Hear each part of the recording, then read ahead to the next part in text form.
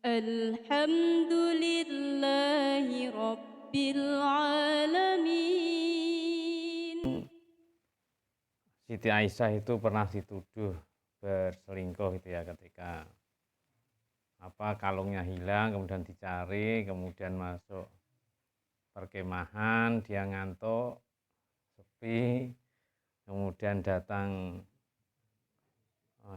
dua orang tentara, kemudian itu diceritakan oleh orang-orang ya, kemudian dituduh dan sangat lama tidak turun-turun ayat gitu. Sampai keluarga Rasulullah itu ya bersedih, sampai Siti Aisyah itu sakit sampai 1 bulan gitu ya. Nah, kemudian turun ayat ini, al khabisatu lil khabisina wal khabisuna lil khabisat wat thayyibatu lit thayyibina wat thayyibuna lit thayyibat ulaika mubarrauna mimma yaqulun lahum maghfiratun wa rizqun karim. Ya, kan kemudian dituduh jelek gitu ya Aisyah. Kemudian turun ayat bahwa perempuan yang jahat, perempuan yang keji itu untuk laki-laki yang jahat atau yang keji. Dan ya, perempuan-perempuan yang baik itu juga untuk laki-laki yang baik. Nah, kemudian mereka yang dituduh ya, itu bersih dari apa yang dituduhkan. Bagi mereka ya, ampunan dan rezeki yang mulia. Nah, terus baru ya, yang untuk ampunan yang dapat rezeki. Ya, ini kisah ini ya untuk Aisyah. Tapi untuk kita bagaimana gitu ya? Aisyah ya, Aisyah kan sebuah organisasi perempuan ya. Ya, maksud saya ya itu bagi pengikut-pengikut Aisyah ya ora usah bersedih dituduh macam-macam, nek memang bersih ya, bersih dari tuduhan. Tapi untuk seluruh umat manusia tentu ayat ini ya, memang ayat itu kan memang diturunkan dari sebuah peristiwa waktu itu. Tapi ayat ini kan menjadi petunjuk bagi kita waktu sekarang dan yang akan datang. Nah, kan banyak orang ya sering, wah wong wedok kuwi kok elek men, kok iso entuk wong lanang apik men gitu. Nah, kadang-kadang kan dipaido gitu. Wong eleke kaya ngono wis kita ikut membuli gitu ya. Kok untuk lanang apik men kok kaya keblorot ngono kuwi. Cara anu keblorot. Nah, keblondrok ya. Ya belum tentu, memang baik di mata manusia, jelek di mata manusia itu belum tentu. Jadi jodoh itu ya memang kalau perempuan baik itu sepantasnya ya memang untuk laki-laki yang baik. Jadi kisahnya waktu itu kan terus menjadi fitnah gitu ya. Mosok Rasulullah untuk Aisyah yang kayak gitu misalnya begitu ya. Ya, misalnya di tetangga kita itu ya juga jangan terus mencibir ya. Mosok wong kaya ngono kok untuk wong apik kaya ngene ndak mungkin. Ya. Potensinya ayat ini adalah perempuan yang baik akan mendapatkan laki-laki yang baik. Laki-laki yang baik juga akan mendapatkan perempuan-perempuan yang baik. Dan sebaliknya perempuan-perempuan yang jahat akan mendapatkan laki-laki yang jahat, gitu kan? Dan laki-laki yang jahat juga akan mendapatkan wanita-wanita yang jahat. Jadi bak bu gitu ya, bak bu, nah elek ya entuk elek, nah apik ya entuk apik. Itu potensinya. Lah kemudian kan ada pertanyaan, lah itu Fir'aun konto Siyah yang beriman, kemudian ada lagi Nuh ya, itu juga istrinya bangkang gitu. Kemudian ada lagi siapa? Lot ya. Juga istrinya juga tidak baik. Ya akhirnya kan juga tidak langgeng ya. Nah Abu Lahab istrinya ikut jahat. Gitu. Ya, suami istri kalau Abu Lahab itu. Ya, tabat yada Abi Lahab wa tab itu. Itu suami istri yang selalu menghalangi Rasulullah. Tapi pertanyaannya kan untuk Nabi Nuh, Nabi Lot, kemudian Fir'aun itu kayaknya kok tidak imbang. Ya akhirnya kan juga pisah ya. Nah, itu. Nabi Nuh juga akhirnya pisah dimakan banjir istrinya karena nggak ngikuti. Nah, itu ya. Yang bisa langgeng ya seperti Nabi Muhammad dengan Khadijah, Nabi Muhammad dengan Aisyah. Gitu. Itu kan pertanda bahwa orang baik mendapatkan ya orang baik pula. Dalam pertemanan juga gitu. Orang-orang yang baik itu temennya akan secara otomatis baik karena potensi manusia itu kalau tidak cocok ya terus tidak nyambung. Jak ngobrol saja enggak. Gitu.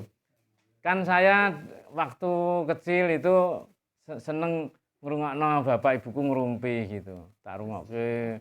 Padahal aku mbiyen tak kenal lho. Aku ya wis ora kenal ngono.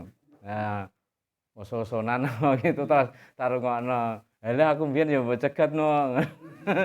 Ora kenal. Jadi dijodohkan. Ibu saya itu kan dijodohkan kalau cerita sama saya. Jadi saya itu kan anak penerbang. Jadi bapak saya itu terbangan keliling kampung gitu. Iya, kalau pas muludan, kalau pas awal Ramadan itu ya terbangan. Jadi saya ini anak penerbang. Itu lah terus cerita itu bahwa lewat itu ya sangger nonton gitu tapi tiba-tiba mbah saya itu nanya nuding itu loh besok kowe tak entokno cah kuwi ora kenal. Nah gitu ora kenal wis dadi bojone ya tetep ora kenal gitu tapi karena sama-sama ngaji gitu ya sama-sama baik akhirnya ya jadi baik jadi sudah jadi suami istri itu katanya belum mengenal gitu. Nah itu yang kami maksud bahwa memang kita itu sesuai dengan komunitasnya ya kadang-kadang gitu. Jadi jangan khawatir yang punya anak-anak gadis gitu ya itu kan nanti akan mendapatkan laki-laki baik pula kalau yakin ayat ini ya. Nah yakin ayat ini itu akan asal niatnya itu ikhlas itu.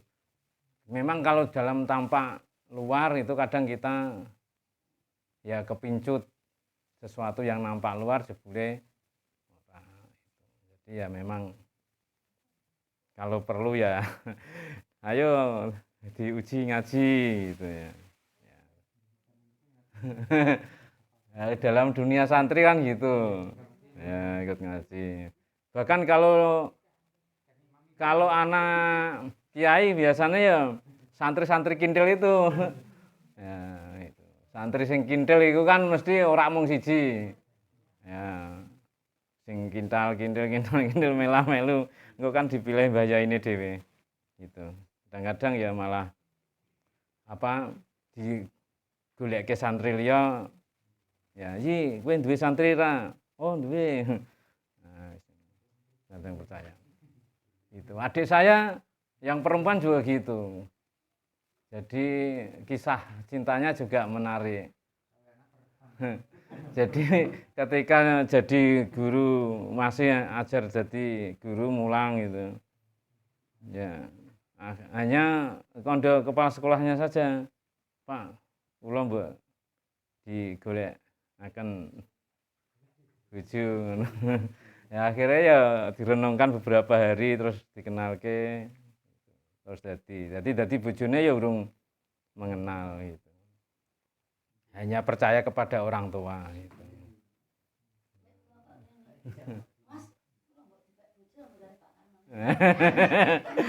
Ya enggak apa itu kan akhirnya ya jadi baik gitu.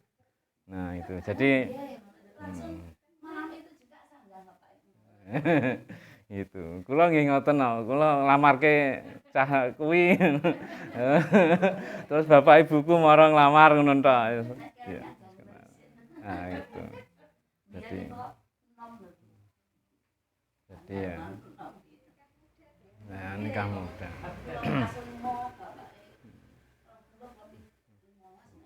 Nah, iya.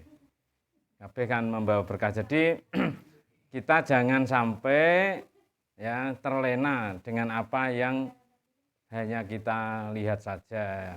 Karena ini kan ayat ini menunjukkan bahwa fitnah ya meskipun di mata masyarakat itu jelek gitu.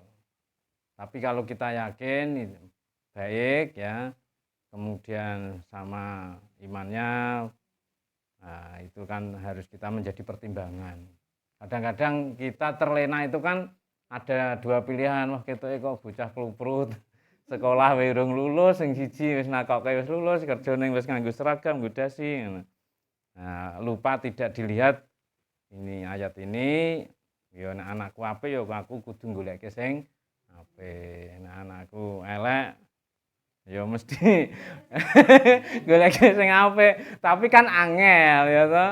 Mesti kumpulane kan ngono. Nah, bocah ngaji kan mesti kumpul cah ngaji. Nek bocah pang ya kumpule ya bocah pang gitu ya. Wong itu kelompok Vespa ngono ya senenge ya padha seneng Vespane.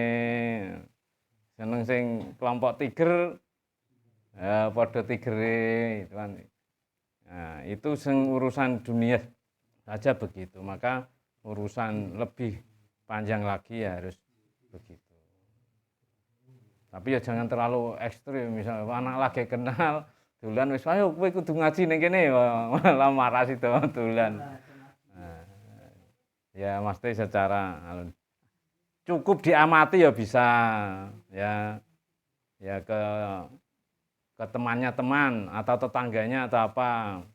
Bener ora Kang, cah kuwi apik. Kan sisik melek kan bisa dilihat, bisa dari temannya, bisa dari saudaranya gitu ya. Bisa dari sosmednya. Sekarang kalau sosmednya isinya kasar-kasar itu ya menunjukkan orangnya mesti kasar. Ada sosmednya isinya bagus-bagus, sosmednya isinya ngaji, sosmednya bisa dilihat dari aktivitasnya. Kadang-kadang kita pokoknya yang penting duniawinya lah itu kan bisa melengse. Ya melengse itu kelewat. Nah, ya kalau bisa memang 4 kan dari ya keturunannya, dari wajahnya, dari hartanya, dari imannya gitu ya. Nah, ya. Ya, ditempatkan lafadznya ditempatkan terakhir tapi disuruh menjadi pertimbangan yang pertama. Nah, ini kadang-kadang kan kita pendek penglihatannya itu. Nah, kita harus panjang, tapi ya kita harus berdoa, ya Allah, mudah-mudahan anak saya menjadi anak yang baik, maka dijodohkan dengan orang yang baik. Nah, itu saja, mudah-mudahan kita sesuai dengan ayat ini. Anak-anak kita karena baik, maka kita berdoa mudah-mudahan mendapatkan jodoh yang baik. Nah, itu. Kita berdoa, a'udzubillahi minasyaitonirrajim.